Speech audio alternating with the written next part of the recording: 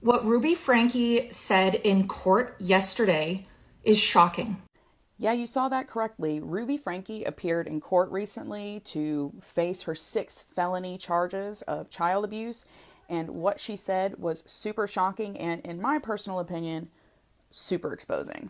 Before I get started, go back and watch that video from that creator because it's a very great breakdown of the very twisted things that Franke said in court. It's also a good breakdown of what the court proceedings were, right? Because this was a shelter trial, which is all about placing the children in homes securely during these proceedings.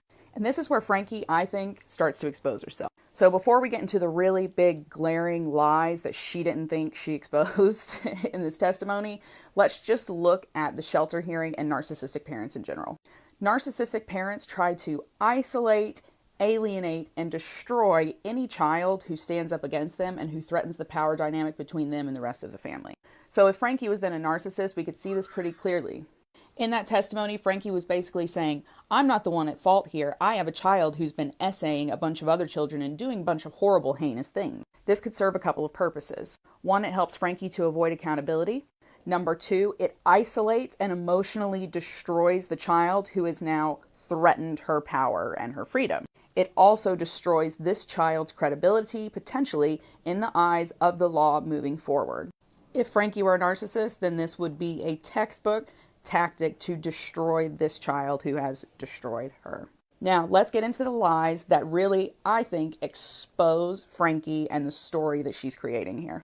Number one, she claims that this child was guilty of what was called a patting game, which she claimed was a form of SA.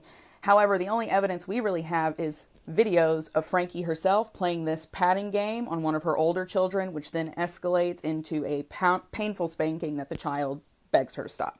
Number two, the second biggest lie that really sticks out in all these SA claims that she is making, which supposedly have been happening for years, is what do we know about children who commit acts of SA?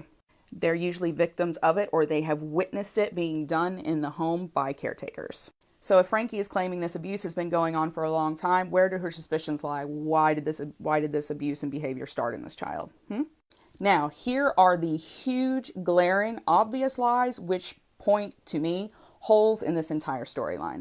Number one, she claims that this child has been watching porn for years on iPads. However, in these videos we've seen over long periods of time, these children have not had any access to computers, to iPhones, to iPads.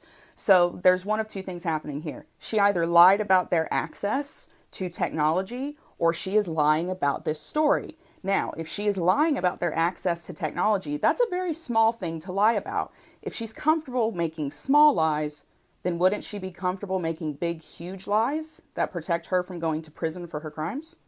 The third big lie that we get here from Franke, in my personal opinion, is that this child has been committing egregious acts against neighborhood children for years. Yet the only stories reliably coming out from neighbors are stories of concern for the children themselves because of behaviors they saw from Franke. Doesn't add up. And last but not least, Franke claims that this child has been committing these acts for years and years and years, which would then point to her covering up that behavior for years and years and years. So again, we have to ask ourselves, if she's willing to cover up that serious crime, would she not be willing to lie and create really complex, horrible stories to cover up her own crimes? Because she seems comfortable lying. We're going to find out a lot more as this trial proceeds and everything unfolds, but one thing is for certain, narcissistic mother or no, we need to take everything that Franke says with a grain of salt. This is a seriously dangerous woman.